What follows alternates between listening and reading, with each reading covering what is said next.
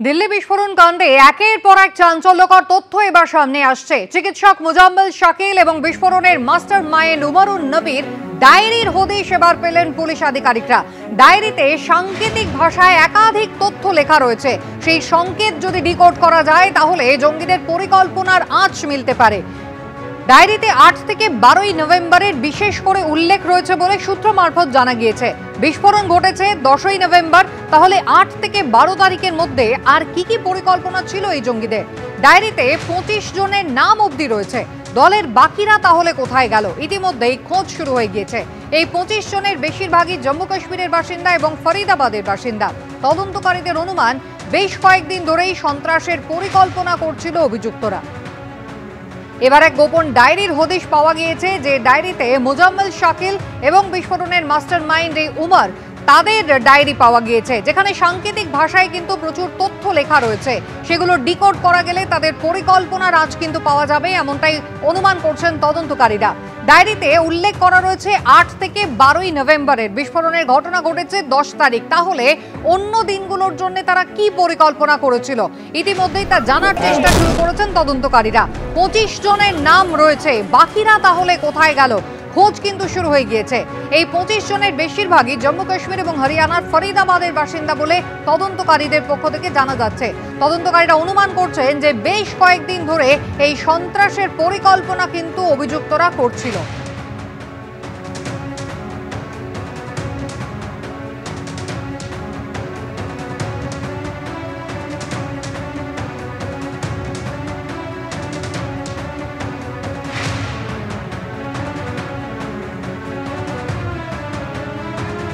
আর দিল্লি বিস্ফোরণের আগে থেকেই কিন্তু নজরে রয়েছে হরিয়ানা ফরিদাবাদ। এখান থেকে বিপুল পরিমাণ বিস্ফোরক উদ্ধার হয়েছিল। আর এবার এনএসজি কিন্তু ইতিমধ্যেই সেখানে পৌঁছেছে, সেই খান্ডাওয়ানি গ্রাম, যেখানে তল্লাশি চালানো হচ্ছে স্নিফার ডগ নিয়ে। ইতিমধ্যেই সেই হুন্ডাই i20 সঙ্গে একটি লাল ইকো স্পোর্টস গাড়ি, সেটাও কিন্তু দিল্লি বিস্ফোরণ কাণ্ডের পর পুলিশের নজরে রয়েছে। আমাদের প্রতিনিধি পার্থপ্রতিম ঘোষ রয়েছেন আমাদের সঙ্গে। পার্থপ্রতিম, একেবারে ফরিদাবাদ মডিউলের কথা বারবার করে দিল্লি বিস্ফোরণ কাণ্ডের পর কিন্তু সামনে আসছে। এনএসজি তল্লাশি চালাচ্ছে, এখনো পর্যন্ত কি গুরুত্বপূর্ণ তথ্যের হদিশ পেল তারা?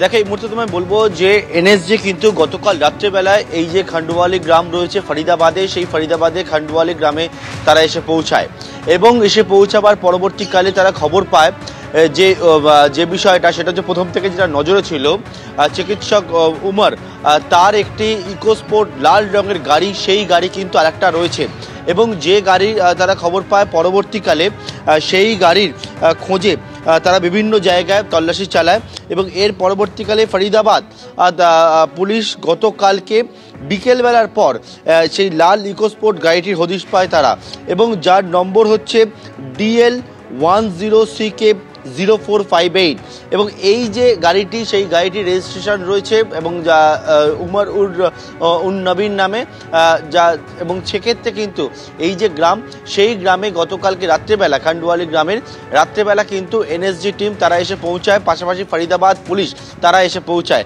এবং আসার পরবর্তীকালে রাতভর সেই গাড়িতে একেবারে তল্লাশি চালানো হয়, কোনো রকমভাবে সেখানে কোনো বিস্ফোরক আরও মজুদ রয়েছে কিনা সেই বিষয়টা নিশ্চিত হওয়ার জন্য। এবং কিছুক্ষণ আগে এনএসজি টিম তারা কিন্তু উইথড্র হয়েছে, এখান থেকে বেরিয়ে গিয়েছে। তবে এখনও পর্যন্ত সেই গাড়িটি গ্রামের মধ্যেই রাখা রয়েছে। গাড়িতে কিছু ছিল কিনা বা সন্দেহজনক কিছু পেল কিনা সেই বিষয়টা আরও পরবর্তীকালে নিশ্চিত হওয়া যাবে। তবে আমরা বর্তমানে খান্ডওয়ালি গ্রামে রয়েছি এবং সেই গ্রামে দেখতে পাচ্ছি যে একেবারে যে ফরিদাবাদ পুলিশ তারা এখানে উপস্থিত রয়েছে এবং এখানে কিন্তু সেই গাড়িটি এখনও রাখা রয়েছে। NSG bomb disposal and detection squad তারা যৌথভাবে এসেছিল, অত্যাধুনিক যে যন্ত্রাংশ সেগুলো নিয়ে এসেছিলেন এবং আসার পরবর্তীকালে গোটা যে গ্রাম, সেই গ্রামটাকে একেবারে ঘিরে নেন তারা। বিভিন্ন জায়গায় তল্লাশি অভিযান চালানো হয় এবং কোনো রকমভাবে কোনো আরও বিস্ফোরক রয়েছে কিনা সেই বিষয়টা জানার জন্য বা নিশ্চিত হওয়ার জন্য তারা কিন্তু একেবারে রাতভর এখানে সার্চ অভিযান সেটা চালান এবং গাড়িটিকে পরীক্ষা নিরীক্ষা করার পর কিছুক্ষণ আগে এনএসজি টিম এখান থেকে বেরিয়ে গিয়েছে। তবে এখনও পর্যন্ত এই গ্রামের মধ্যে ফরিদাবাদ পুলিশ তারা রয়েছে এবং এই যে লাল ইকোস্পোর্ট গাড়ি, যেটা হচ্ছে উমরের আরও একটি গাড়ি, সেই গাড়িটিকে কিছুক্ষণ পর এখান থেকে নিয়ে বেরোবে তারা, তেমনটি আমরা জানতে পারছি। ধন্যবাদ পার্থ। একদিকে দেখতেই পাচ্ছেন ফরিদাবাদ, যেখানে কিন্তু ইতিমধ্যেই এনএসজি আধিকারিকরা, ফরিদাবাদ পুলিশ তাদের তৎপরতা রয়েছে, আর অন্যদিকে জঙ্গি চিকিৎসকদের সিন্ডিকেট জানিয়ে কিন্তু একেবারে নতুন করে প্রশ্ন উঠতে শুরু করেছে। সমস্ত যোগসূত্র কিন্তু এসে মিলছে এই ফরিদাবাদের আল ফালাহ বিশ্ববিদ্যালয়। আল ফালাহ কি তাহলে জঙ্গি চিকিৎসকদেরই আঁতুড়ঘর? দেখেছে এবিপি আনন্দ।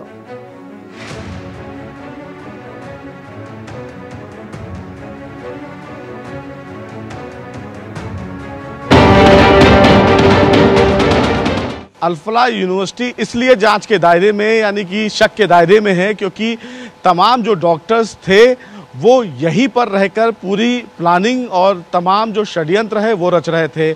सबसे बड़ी बात है कि डॉक्टर उमर, शाइना शहीद और एक और डॉक्टर था जम्मू कश्मीर का जो फिलहाल यहाँ पर पढ़ रहा था और प्रैक्टिस भी कर रहा था।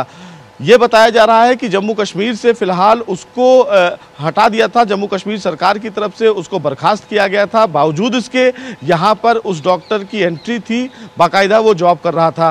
तो ऐसे में जांच के दायरे में यूनिवर्सिटी इसलिए आती है कि अगर कोई भी डॉक्टर किसी दूसरी जगह पर ज्वाइन भी करता है तो बाकायदा उसका वेरिफिकेशन होता है, उसका एक मेडिकल हिस्ट्री उसकी जाँच की जाती है कि इस डॉक्टर ने कहाँ पर काम किया है, किस कैटेगरी में काम किया है, कितने मरीजों को उसने देखा है, कौन से हॉस्पिटल में काम किया है।